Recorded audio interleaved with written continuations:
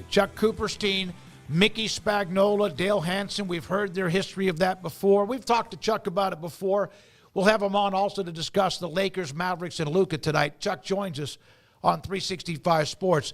Chuck, everything that SMU did in 1987 that got them the death penalty, and there was a lot, would any of that get them in trouble today?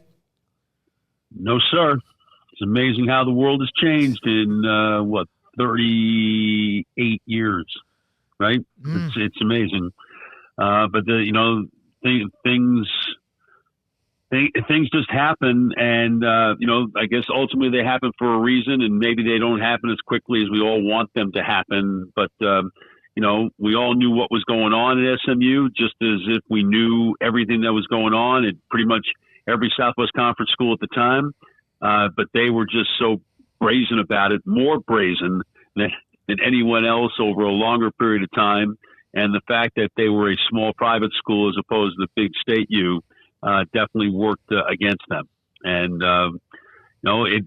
it took them however many years. I mean, really until the last 5 years, I would imagine, really until when Sonny Dykes got there and they actually started winning some games. They had done it a little bit with June Jones, but certainly nothing of any great significance. They weren't competing for anything that really mattered. But Sonny got them to got better players, and they embraced Dallas, or at least attempted to embrace a larger area of Dallas as opposed to just the University Park bubble.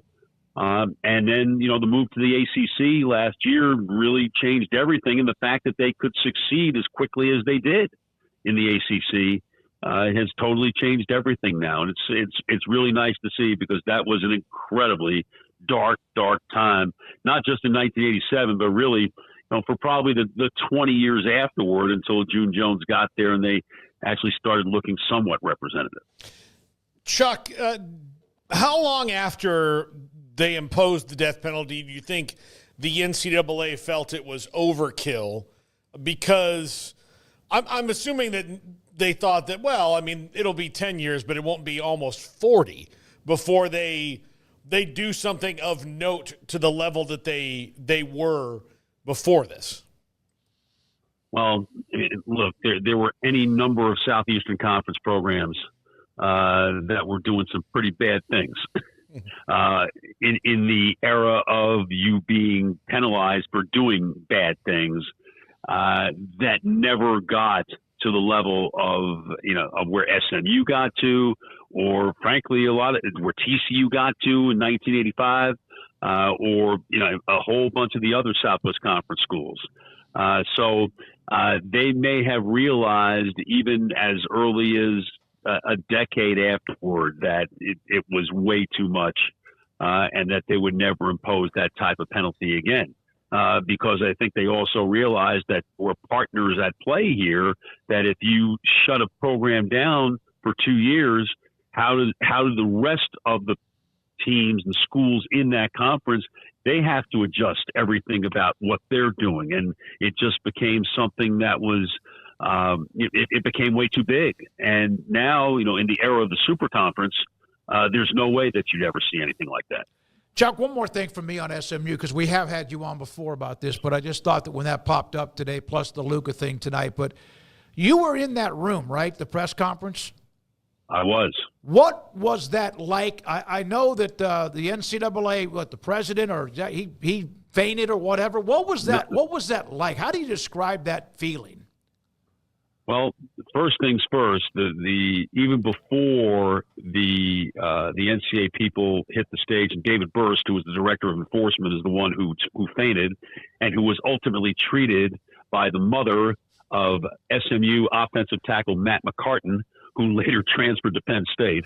But the before they even hit the stage is when they put the printed reports on a side table, and everybody scrambled to get one of those reports. And of course, you're trying to read through it as fast as you can, and it's in NCAA legalese, so it's not in normal American English for us to figure out super fast. The first thing you saw was the was the elimination of play in 1987. And then what followed was they will be limited to no more than 7 games, and all of them road games in 1988.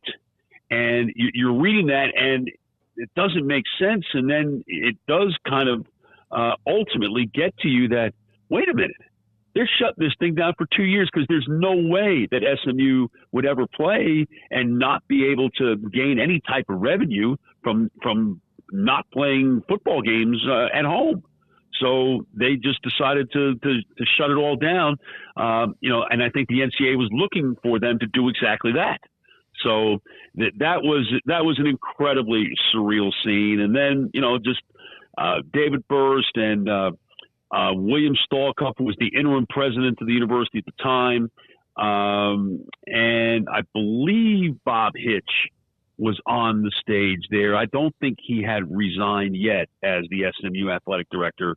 And it was just, I don't know, maybe as surreal as one I'm about to watch tonight here in Los Angeles. I mean, it was the craziest scene you could possibly imagine. And everybody being questioned about, again, what did Governor Clements know and when did he know it? It was something that became so much bigger than just the football and the shutting down of the program itself. There really are some parallels. Who knew what and when and how did it happen and all of that to the game tonight, Luka and the Lakers, which, Chuck, I'm one of those long-time Mavs fans that just felt like I had my heart ripped out. I mean, you know all too well. You've heard from people and by all means share your side of things as well when the news first hit a couple of weeks ago. But just kind of what are the feelings around tonight? What's the anticipation level on your end? And kind of how are you unpacking this and preparing for what's going to be a regular season game that a lot of people have eyes on tonight? Did you know that most calorie deficit calculators don't work? My dietitian recommended the Lasta to me, and it turned out to be the only one that got my calorie deficit right. Thanks to it, I lost 14 pounds in 1 week. Ready to kickstart your journey to healthy weight loss? Calculate your ideal calorie deficit using the Lasta app right now.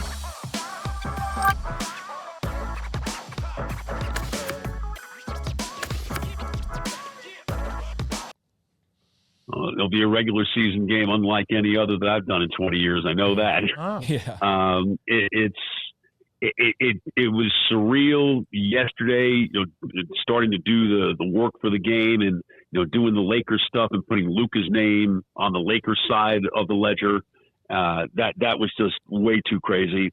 That there's a ton of media here. It's not quite like, it's a playoff game level intensity, I think, but not necessarily like a finals level intensity. That I think you will get when the game is played in Dallas on April the 9th. I think that's going to be the wildest scene that we've ever seen in a regular season game. I mean, even, depending on, what the game means to teams. I mean, there have been big games like that through the years, but there's going to be nothing that has the storyline of, Luka's return to Dallas.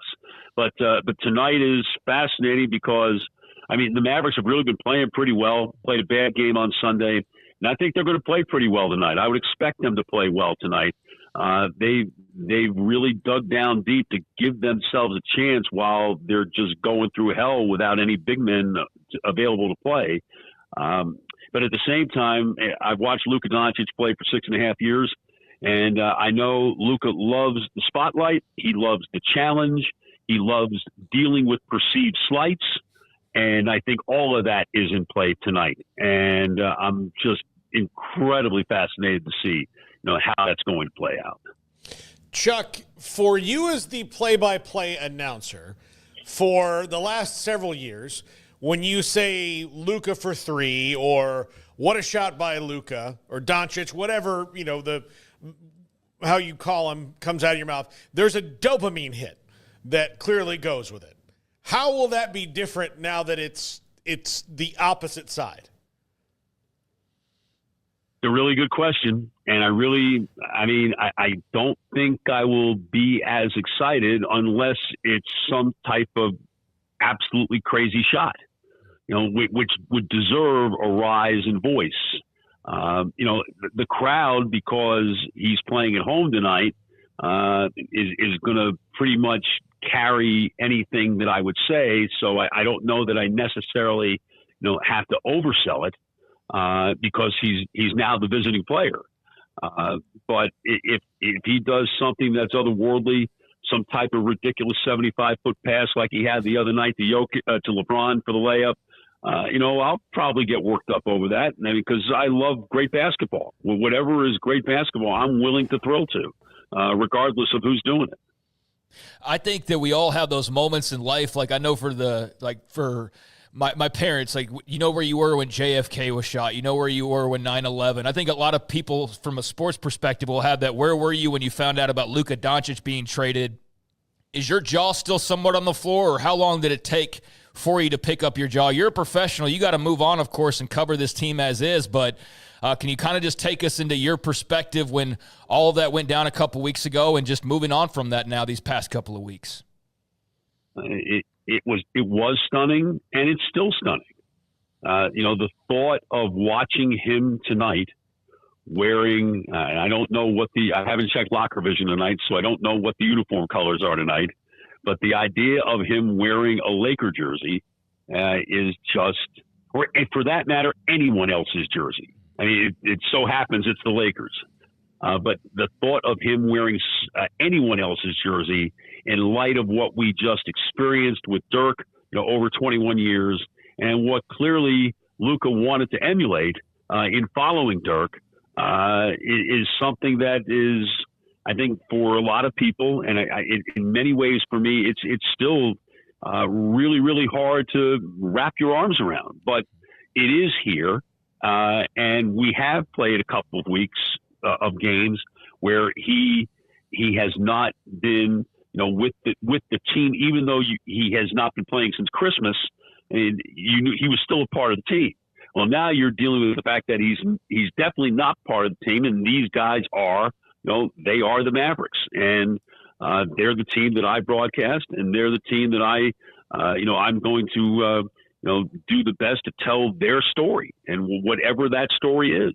That's what my job is. And part of that tonight is they're dealing with something that I'm sure from a playing standpoint, they never dreamed that they'd have to deal with. Chuck, obviously tonight, late tip, 9 o'clock, and it'll be interesting to kind of see what happens. I don't know how many home games they have played Dallas at home since the trade, because there was the All-Star break involved in that too, but what's it been like inside the AAC? Has it been kind of like a funeral home? What's it been like? No, I wouldn't say it's a funeral home because the Mavericks have actually played pretty good at home. Since the trade, they played 5 games at home. They won 4 of them.